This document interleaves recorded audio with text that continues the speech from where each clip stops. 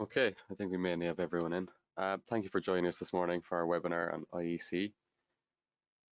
It is just under 25 minutes and we'll go straight into questions then. Feel free to ask questions at any point throughout on your questions panel and we will get to them. Okay, so we'll get started. Welcome to today's tutorial. Let's get started. Let's take a look at the agenda for today.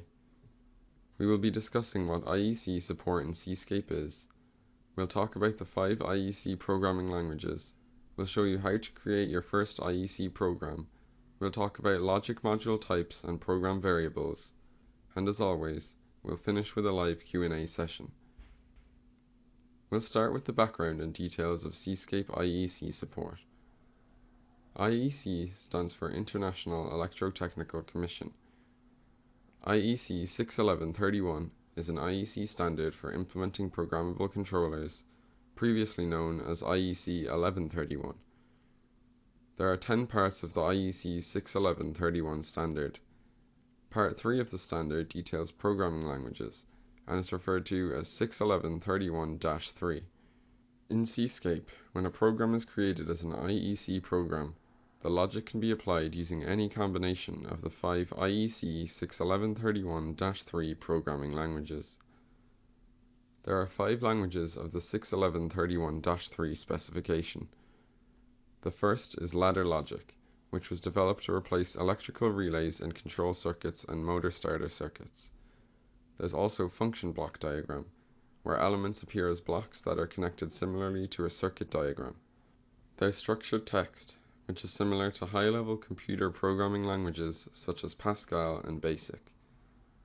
We've got instruction list, which uses very simple instructions and is the most fundamental level of programming language. Lastly, there's sequential flowchart, which shows steps in sequential order to present the flow of algorithms, workflows, and processes. It is useful for building the framework of an IEC 61131-3 based logic program. Now we'll show you an example of a ladder diagram.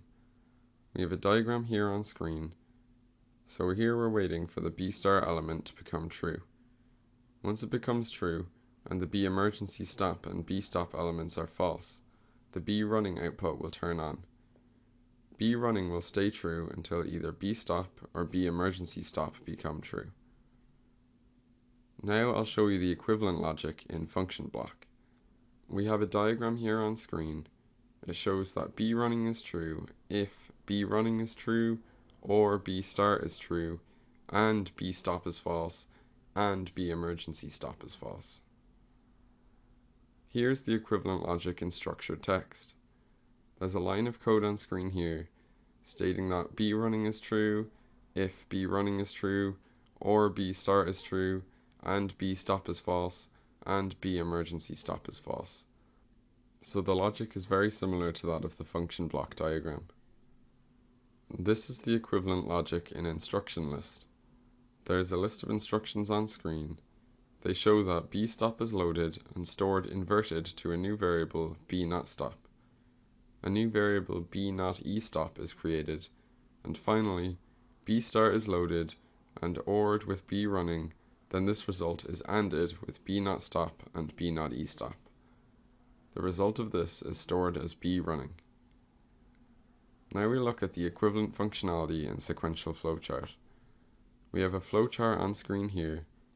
When the OCS is set to run mode, step 1 becomes active. As the step is entered, B running is turned off. Transition 2 occurs when B start becomes true, causing step 1 to deactivate and step 3 to activate. As step 3 activates, B running becomes true. Step 3 remains active until transition 4's condition is met, which is B stop or B emergency stop becoming true. At this point, step 1 is reactivated and step 3 is deactivated. Now we'll talk about working with IEC 61131-3 in Cscape. We must configure Cscape to allow the creation of IEC 61131-3 based applications. In the application settings, you will check this box called Support IEC Editor Programs. If you only want to work with the IEC 61131-3 editors, you can uncheck the Support Advanced Ladder options. You can also choose whether you wish to create standard or enhanced IEC applications with this Cscape installation. Now I'll show you this with a demonstration. Okay, so the first thing we need to do is configure Cscape to allow us to create IEC programs. To do this, we go to Tools, then Application Settings, and we see here the three programming types supported in Cscape. There's Register-based Advanced Ladder, IEC Editor, and Variable-based Advanced Ladder. When first installed, Cscape defaults to allowing us to create control programs in any of these types. We also have the option of creating advanced IEC programs as default if IEC programs are enabled. But for now, we'll leave this off, since the examples we're going to create will work just fine in standard IEC mode, which is license-free.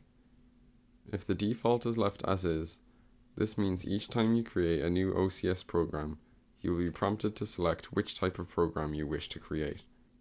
In some instances, for example, if you are a systems house providing systems for different customers who require different program styles, then leaving the default settings as is appropriate. If, however, you wish to standardize in-house on a single programming style, then you can leave only that style enabled, and every new program will be created in that selected style without the need to select. Note that the selected style only applies to newly created programs. So if you are moving to IEC as a company standard, but have a library of older ladder-based programs, these will still open and be editable even though only IEC Create is selected. Now we'll be creating an IEC application in Cscape. We'll select File New, and if you didn't check the boxes to create advanced ladder applications, then the application will be created. If either of those boxes were checked, then the dialog box shown here will appear. Select the IEC 61131 option and click OK. Your application will be created and you can start adding logic. Once an IEC project has been created, three windows become available to be docked within the workspace. The first one is Project Navigator, which allows navigating between adding and deleting the logic modules in the application. The second one is Program Variables, which allows viewing, adding, and deleting the variables in which application values are stored. Lastly, there's Project Toolbox, which is used to view the standard function blocks in an IEC application. Now we'll demonstrate creating an IEC application in Cscape and the Cscape workspace panels available for IEC applications. Okay, so our first step is to create a new IEC program. We do this by selecting New in the File menu. Because we left all programming styles available previously, we are asked to select the programming style that we wish to use, so we'll select IEC. After we do this, the new program is added to the Project Navigator and three programming windows become available to us. Project Navigator. This gives us access to the modules created for the program and to add new modules. The Program Variables. This lists all the variables created for use in the program along with, amongst other attributes, their data type, any mapping to physical I/O, and any initial value they should be preloaded with. Then lastly, the Project Toolbox, which when editing IEC programs lists all the standard function blocks available and allows dragging and dropping them into the logic editors, but we'll be covering full use of the Project Toolbox in more depth in a subsequent tutorial. Now we'll discuss creating your first IEC application. This is a simple and useful application in understanding IEC. In a new Cscape application in the Project Navigator, right-click Main Loop Modules, then select New Logic Block. Then IEC Ladder Logic Block and name the block Start-Stop Block. In the Program Variables, right-click on the Global Variables text and select Add Variable and add the following variables: B running, B start, B stop, and B emergency stop. Then select the LD module and add the logic on screen. Then create a lamp on the graphic screen and use B running as the data point. Finally, download it and run it on the OCS. Now I'll demonstrate building this IEC application in Cscape. Okay, so I've rearranged my windows slightly to make the data within them easier to view for this demonstration. I'm going to build a very simple ladder program to implement some start-stop logic in the OCS. I'm going to create this for an XL4 controller, but any graphics-based OCS will work equally well. Function key 1 on our device will start a machine, and function key 3 can be used to stop it. Function key 4 will provide an emergency stop. Good control engineering practice is not to have emergency stop handled through the controller, but for our example, this will work fine. I've performed a file save as to save the file with name startstop.csp, which causes this name to appear in the project navigator in the top level node for our application. The first thing to note is that a number of variables are predefined by Cscape. If we expand out the global variables list, we can see that all special function registers in the OCS are allocated as arrays. These arrays were introduced to allow fast access to these registers when starting to program in IEC, but we recommend that you remove the arrays as you move beyond very simple programs and add variables which are named appropriately for their function in your application. I'm going to add in specific Boolean variables for the start, stop, and emergency stop key variables. I'm also going to add in a machine running variable.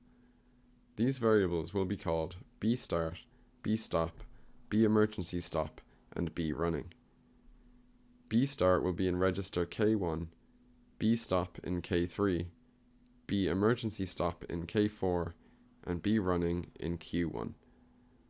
In enhanced IEC mode, only one variable may be mapped to any one special register, so you'll need to delete the K and Q arrays if you're working in enhanced IEC. Now let's add a main loop module of type ladder for our ladder rung to implement this functionality. I do this by expanding the control node in the project navigator, then clicking logic modules, and finally right-clicking on main loop modules. I'll select new logic block, then IEC ladder logic block. We can now use the IEC ladder toolbar to the left of the logic editing area to create our logic. I'll click the top button, Insert Contact Before, to insert the first contact. This will automatically add an output coil to the rung because we've just started the rung. Next, click the second button on the toolbar twice. This is Insert Contact After, which adds an additional contact each time you click it. Finally, select the first contact and click the third toolbar button down, which will add a contact in parallel to our first contact. We can now double-click each contact and select the variables from where the data used in the logic evaluation will be taken. The stop and emergency stop contacts will need to be normally closed contacts, so that pressing them will interrupt power flow in the rung and turn off the running signal. We can do this by selecting the coils and pressing the fifth button on the toolbar, Swap Item Style.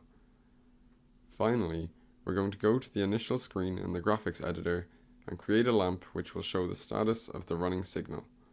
So we're going to click on our lamp icon here, we're going to drag it onto the dashboard, and we'll double click on it, and then under Variable, I'm going to select brunning. Now that's it for the demonstration. You would just download the program to your controller now to try out your logic. Now let's recreate the start-stop application in structured text. Start by right-clicking the main loop module, start-stop block in the project navigator, and then select Exclude from compilation. Now select New Logic Block, then IEC Structured Text Block, and name the block as start-stop block ST.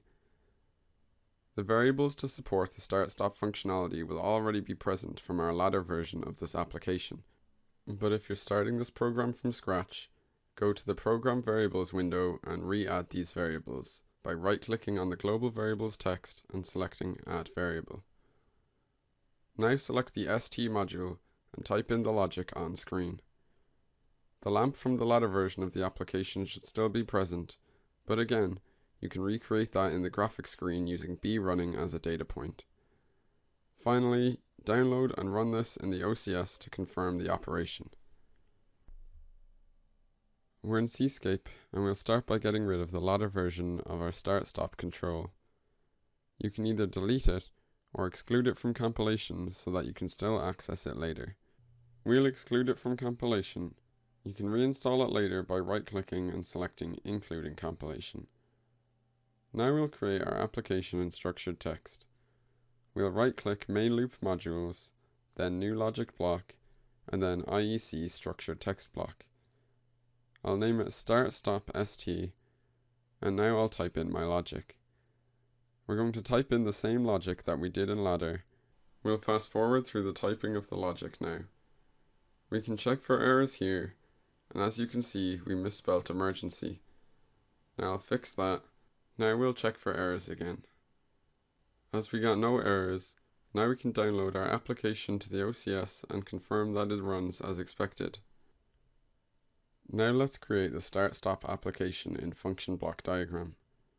We'll right-click the main loop module start-stop block st in the project navigator and select exclude from compilation. Now we'll select new logic block, then IEC function block diagram block. We'll name this block start-stop block fbd. The variables to support the start-stop functionality should already be present, but if you're starting the program from scratch, you can go to the Program Variables window and re-add the variables. Now select the FBD module and add the logic on screen. Again, the lamp from the ladder version of the application should still be present, but you can recreate that on the graphics screen using brunning as a data point. Finally, download and run in the OCS. Now we'll showcase function block diagram in Cscape. Again, we'll start by disabling the previous module, and then we'll right-click Main Loop Modules, then New Logic Block, then IEC function block diagram, which we'll call Start Stop FBD. The first thing we'll do is add in some variables, so we'll create some placeholders by clicking this button here. We need logic blocks to tie them together, so we'll select this little tile here and place down 4 blocks. These are going to be the OR, the 2 NOTs, and the AND. We'll select the first one, go under Booleans, and then select OR. For the second one, we'll go under Standard, and then select NOT. The third one is also under Standard, and we'll also select NOT. And then finally, for the final one, we'll select Booleans and then AND. As we need 3 inputs for this block, we'll change this from 2 to 3. We also need an output variable for brunning, so we'll place another one down. Now we'll select our variable names. Our output is brunning, and our first 4 variables are bstart, brunning, bstop, and bemergency stop. Now we can tie the variables together by clicking and dragging the right side of the variables. We'll tie start and running together, and stop we'll negate. Emergency stop we'll also negate. We'll tie those all together with the AND, which then ties to the output brunning. You can move these to make it look a bit clearer. Now we'll do an error check, and once it compiles, you'll be able to download it to the OCS. Instead of using a NOT function block here, you can also drag the line directly to the AND, click it, hit space, which inverts it before it feeds into the AND block, which is showcased here by the circle symbol. This will produce exactly the same logic in the OCS as a NOT block. Now we'll implement the start-stop application in instruction list using Cscape's IEC 61131 language translation feature. We could build this similarly to how we did for structured text, but we're going to go to our working FBD example and right-click on the module in the project navigator, select Change Language, and then IL. Translations may be made between any of the IEC languages with the exception of SFC. Once you acknowledge the warning about undoing the change, you should see the IL code on screen in a text editor window. Now you would download and run it in the OCS to confirm the IL operation is working as expected. Now we're showcasing this in instruction list. We could do this similarly to how we did structured text as we said in the slides, but we're going to use language translation instead. So we're going to click on the function block diagram, go down to change language, and select IL. We will be warned that changing between languages may lose layout information if the change is reverted. Now we have all of the text of instruction list logic. I'm going to rename this as start stop IL and we'll error check it. There's a warning down here essentially saying that we don't recommend using this language for future development.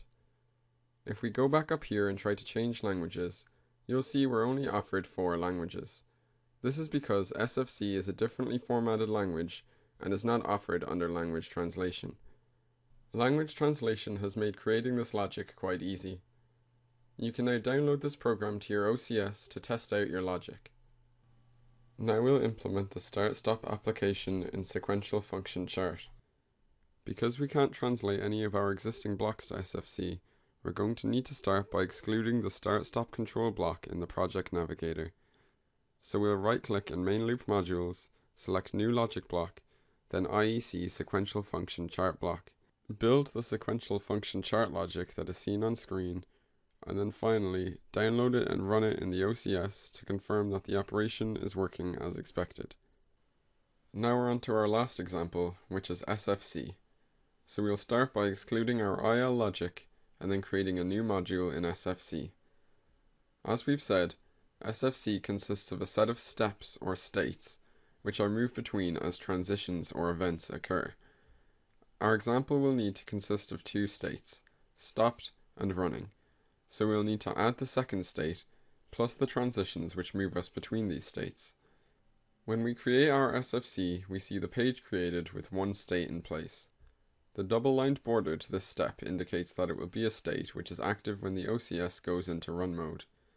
So to get out of the stop state and into running, we need to add a transition using the transition tool, then the next running state, and then a final transition, used with a jump marker, to return us back to the initial stopped state. Now that we have our set of states and transitions in place, let's go in and add the required logic to implement this SFC. So we'll double-click the first of the transitions. This opens a supplementary editor which contains 6 tabs. The first 4 of these are grayed out because they are only relevant for the steps part of the chart. But in the condition tab we can enter some logic in structured text, which would be a Boolean expression. The Notes tab allows you to document the transition if required. We've set the condition text to B_start, so when the machine is in the stop state, when B_start becomes true, we'll deactivate the stop state and activate the running state. Similarly, once we're in the running state, we're going to transition back to the stop state if B_stop or B_emergency_stop become true. We've now got the functionality in place to move us between the states as required. Now we need to add some logic to drive the B running signal. Let's first double click step 1. We can see the tabs for action, P1, N, and P0 become enabled, while the condition is disabled. We'll ignore the action tab for now. For the other tabs, we can again enter text in ST to be executed in 3 different situations. P1 is executed on the PLC scan when the step becomes active. N is executed on every PLC scan while the step remains active. P0 is executed on the PLC scan when the step is about to become inactive. In our case, we're going to use the becoming active state to turn off B running. Similarly, double-clicking on step 3, the running step, we can set B running true in the P1 tab, so that as the PLC enters running mode, the B running output will be turned on. So that's our start-stop logic implemented in SFC. We'll give it a quick error check, and as you can see, it's ready to be downloaded as an application to the OCS for testing.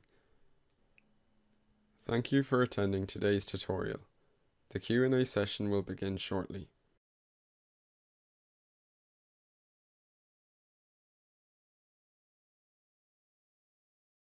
Okay, a nice introduction to IEC there. Let's see if we have any questions in. Do we have any documentation on these IEC languages? We do have, in the training section of our website, we do have labs for each one of these. So if you would like to read a bit more on these, you can go to the training labs, which is under support on the website, and they will be found there. I'm not seeing anything else at the moment. It was kind of a nice straightforward one this morning. I will show you my screen for the upcoming webinars. Just a second now.